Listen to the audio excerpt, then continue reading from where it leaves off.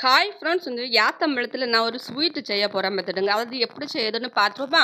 2 யாத்தம்பழத்தை round ரவுண்டாக எடுத்து இது மாதிரி வெட்டி வச்சுடுங்க. சரி, அதுக்கப்புறமா கொஞ்சம் ஒரு சட்டியில் நெய் கொஞ்சம் விட்டுடுங்க. அதுக்கப்புறம் இந்த மாதிரி வெட்டி வச்சுருக்கேன் பார்த்தீங்களா, இந்த யாத்தம்பழத்தையும் நமக்கு போட்டு இது மாதிரி நல்லா கிண்டி எடுத்துக்கிடணும். கொஞ்சம் லேசாக கிண்டுனா அப்போ ரொம்ப எல்லாம் கிண்ட ஒன்றும் வேண்டாம். அப்புறம் கிண்டிட்டு இது கூட கொஞ்சம் நாட்டு சக்கரை சேர்த்துருக்கேன். எனக்கு வந்து இந்த நாட்டு சக்கரை ஃப்ளேவர் ரொம்ப பிடிக்கும் பார்த்துடுங்க. அதனால நான் நாட்டு சக்கரை சேர்த்துருக்கேன். உங்களுக்கு மற்ற சர்க்கரை சேர்க்கறனாலும் நீங்கள் சேர்த்துக்கலாம். சரியா, அப்புறம் சேர்த்துட்டு கொஞ்சம் அது சேர்த்த உடனே கொஞ்சமாக நீங்கள் ஏலக்காய் போட்டுடுங்க. அதுக்கப்புறமா கொஞ்சம் தேங்காய் போட்டுடுங்க. நல்லா போட்டு கிண்டிட்டு அதுக்கப்புறமா வறுத்த பச்சரிசி மாவு இதையும் போட்டு நல்லா கிண்டி நல்லா கலந்துடுங்க. சரி, இது மாதிரி கலந்து வச்சுட்டிங்கன்னா இந்த யாத்தம்பழம் வந்து பொடி பொடியாக ரொம்ப வந்து நான் மசிஞ்சு வரக்கூடாது. கொஞ்சம் துண்டு துண்டாக கடந்தால் தான் ரொம்ப சாப்பிடக்கு நல்லா டேஸ்ட்டாக இருக்கும் பார்த்துடுங்க.